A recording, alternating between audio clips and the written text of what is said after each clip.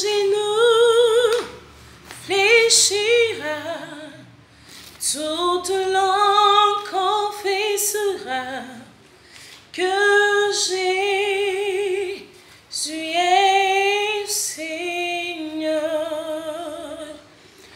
Tout genou fléchira, toute langue confessera que Jésus est Seigneur. Shalom, shalom, mes bien-aimés dans le Seigneur. Comment est-ce que vous vous portez? J'espère que vous portez tous bien par la grâce de Dieu. Alors aujourd'hui, je suis encore là pour partager un message avec vous comme d'habitude. Et aujourd'hui, je suis très ravie encore d'être là parce que le message que j'ai apporté est très importante et est très capitale pour tout un chacun de nous qui se dit chrétien. Donc, avant qu'on entre dans le message, j'aimerais encore qu'on reprenne cette chanson qui dit « Tout genou fléchira dans le nom de Jésus et toute langue confessera qu'il est le Seigneur des Seigneurs ». Si tu as reçu Jésus comme ton Seigneur et Sauveur, alors chante ce chant avec moi. C'est pas compliqué, tu peux juste le dire. Tout genou fléchira, toute langue confessera que Jésus est Seigneur. Il est Seigneur des Seigneurs. Il est sorti du tombeau. Il est Seigneur. Tout genou fléchira, toute langue confessera que Jésus est Seigneur. Alors, bien-aimés, le message que j'ai à partager avec vous aujourd'hui a pour thème ceux qui héritent du royaume de Dieu. Ceux qui héritent du royaume de Dieu. Si nous lisons dans 1 Corinthiens 15, le verset 50, Paul a dit « Ce que je dis, frères, c'est que la chair et le sang ne peuvent hériter le royaume de Dieu et que la corruption n'hérite pas l'incorruptibilité. » Amen. Éternel Dieu, nous prions, nous demandons la présence du Saint-Esprit de venir nous habiter, nous siéger au milieu de nous et que le Saint-Esprit puisse nous aider à comprendre ta parole, à être édifiés dans le nom de Jésus. Amen. Alors aujourd'hui, l'apôtre Paul dit que la chair et le sang ne peuvent hériter du royaume de Dieu. Qu'est-ce que la chair? La chair, c'est notre enveloppe corporelle. Cette chair-là, ce corps que nous portons, qui cache en elle notre âme et puis notre esprit. C'est ça que nous appelons la chair. Et l'apôtre Paul dit que la chair et le sang ne peuvent hériter le royaume de Dieu. D'abord, nous devons savoir que la chair et le sang sont liés entre eux deux.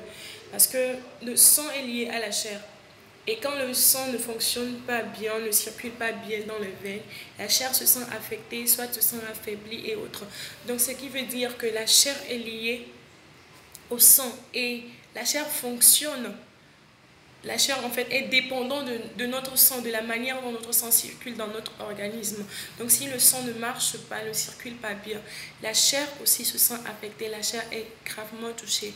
Donc, qu'est-ce que je veux dire par là? Je veux dire que le sang que nous avons en nous qui circule dans nos veines, c'est dans ce sang-là que résident les démons, les esprits démoniaques. C'est dans ce sang-là que résident les esprits démoniaques qui nous soufflent des idées négatives. Et venant de la chair, c'est de la chair aussi qu'on peut ressentir des sentiments, des émotions et autres. C'est de la chair que ça vient. Parce que spirituellement, on n'a pas le besoin là de s'attacher à quelqu'un physiquement. Nous avons le besoin physiquement de s'attacher à quelqu'un. Cette sensation-là, ou bien cette émotion-là ne se trouve pas dans le spirituel. Et c'est de la chair qu'on peut ressentir la peur et autres. Donc, autant pour moi. Ce que je veux dire, c'est que la chair et le sang sont liés entre eux deux. Et la raison pour laquelle l'apôtre Paul dit que la chair et le sang ne peuvent hériter le royaume de Dieu, parce que les deux sont facilement corruptibles. Imaginez l'esprit démoniaque qui vit dans le sang et qui te souffle des idées négatives. Si l'esprit la vie dans ton sang, nous savons tous bien que le diable ne peut rien faire de bien, que tout ce qui vient de lui est mal. Donc il va te souffler des idées négatives. Et quand il est dans son sang, la chair qui se trouve contrôlée par notre sang est obligatoirement est obligée d'exécuter tout ce que lui dira l'esprit qui est dans son sang. La chair exécute tout ce que lui dit le sang, parce que le sang est contrôlé aussi, le sang est influencé par les esprits démoniaques et ce sang est facilement corruptible. La raison pour laquelle l'apôtre Paul dit que la chair et le sang ne peuvent hériter du royaume de Dieu, aussi parce que les désirs de la chair sont toujours contraires à ceux de l'esprit. C'est la raison pour laquelle la chair est constamment en guerre avec notre âme et notre esprit. Vous pouvez le lire dans 1 Pierre 2, le verset 11, vous pouvez le lire là, que l'âme et la chair sont constamment en guerre parce qu'ils ne peuvent pas s'entendre. La chair dit autre chose, notre âme a besoin de son créateur, notre âme a soif de son créateur. Mais tant que cette chair est contrôlée par le sang, ce sera difficile à la chair d'exécuter les désirs de l'âme. À moins que tu es contrôlé par l'Esprit de Dieu, à moins que l'Esprit de Dieu est avec toi et sur toi, c'est seulement à ce moment-là que ton âme et ton esprit peuvent prendre le dessus sur ta chair et accomplir des œuvres spirituelles. Ce que je veux dire, nous devons noter que la chair a des désirs contraires à ceux de l'esprit. Et si vous voulez voir les désirs de la chair, vous pouvez aller dans Galates 5, le verset 19 à 21. Vous allez le lire là. Vous allez voir les œuvres de la chair. Les désirs de la chair, c'est l'envie, la jalousie, l'impudicité, l'impureté, les disputes, les querelles par-ci et par-là. Ce sont les désirs de la chair.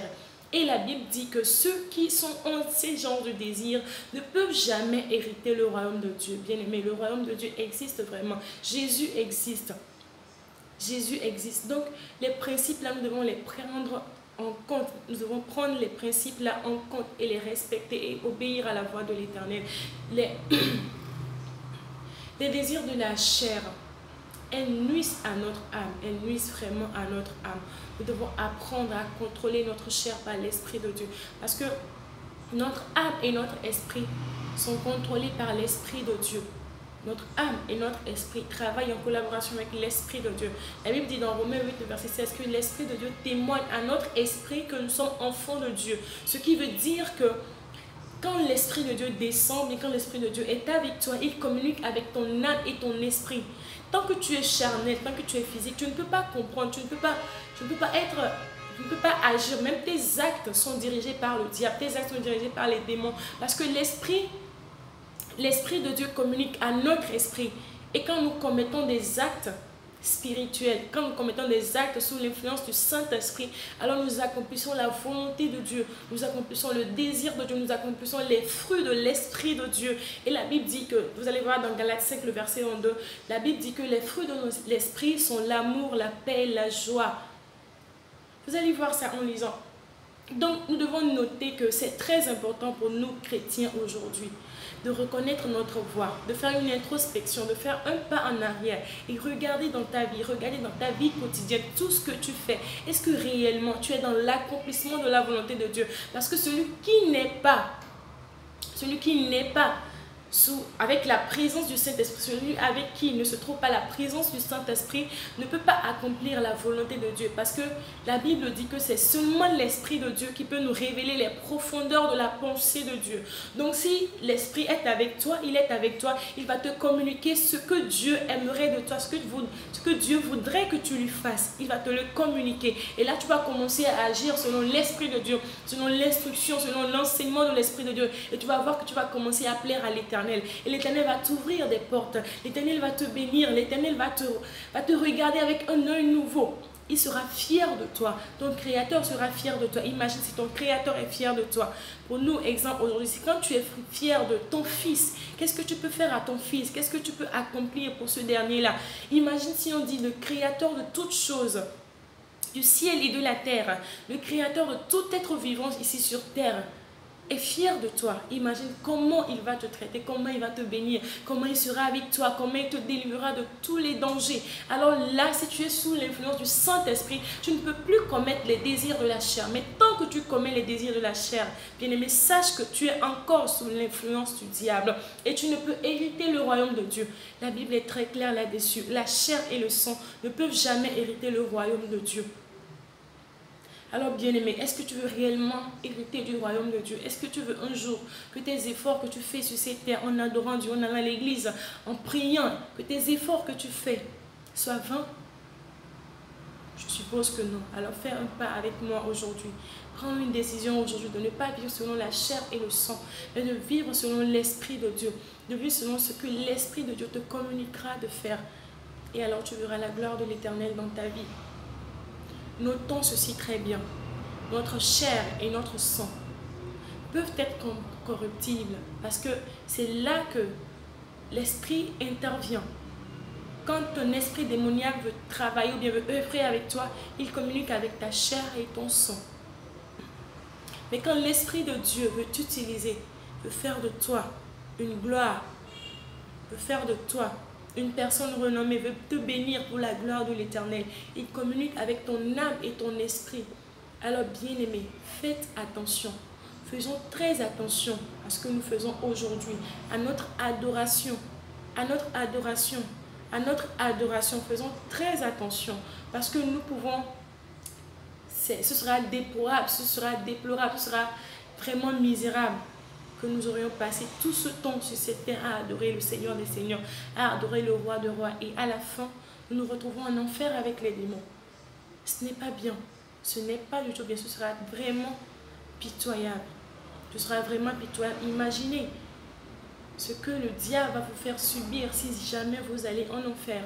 Alors aujourd'hui, je suis venue te dire, ne permets pas que le diable ait de l'influence sur toi. Ne donne pas accès au diable, ne donne pas accès à ces petits démons-là de te nuire, de te faire du mal. La Bible dit que Dieu t'a déjà donné le pouvoir de les vaincre. Alors, reprends-toi, ressaisis-toi et demande l'aide du Saint-Esprit de pouvoir t'aider à vivre selon l'Esprit. Et alors, tu pourras plaire à Dieu et Dieu pourra te bénir comme tu voudras. Et Dieu pourra te donner ce que ton cœur désire. Alors bien-aimé, c'est ce message que j'ai à partager avec vous aujourd'hui. S'il a été bénéfique pour toi, j'aimerais que tu le partages, j'aimerais que tu aimes et que tu t'abonnes à ma page. J'aimerais que tu le partages pour bénir aussi quelqu'un parce que nous en avons vraiment besoin. Il faudrait que nous prenions conscience de la situation. Parce que Jésus peut revenir d'un moment à l'autre. Et même si Jésus ne revenait pas, toi tu iras peut-être le rejoindre avant qu'il ne revienne. Alors demande-toi quand tu iras le rejoindre et qu'il te posera des questions. Quelle réponse seras-tu capable de lui donner? Quelle preuve pourras-tu lui montrer? Quelle preuve pourras-tu lui montrer? N'oubliez pas, la Bible dit qu'il n'y a rien de caché dans ce monde qui ne sera révélé. Tout ce que tu fais dans les ténèbres, tout ce que tu fais, et tu dis que tu le caches à tes proches ou à ton entourage, Dieu est là-haut assis. Et il te voit, toi et moi. Il te voit, toi et moi. Alors permets que ton cœur et ton adoration soient agréables pour le Seigneur des Seigneurs. Sois béni, bien-aimé. Je prie que la présence de Dieu et le Saint-Esprit puissent te permettre de comprendre ce message et de pouvoir le pratiquer. Si tu n'as pas encore reçu Jésus, j'aimerais que tu élèves ta voix juste avec moi, que tu élèves ta main et tu dis ceci après moi.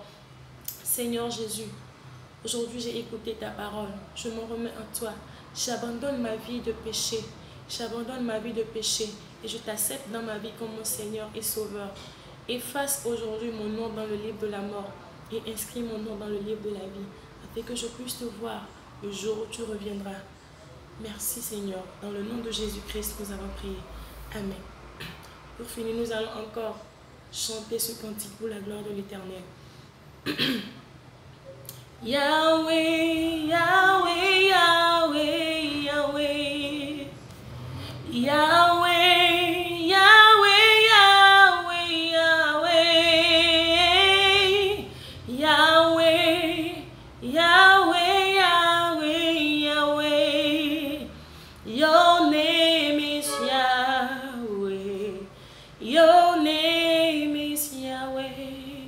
Bien-aimé, sois béni dans le nom de Jésus. Amen.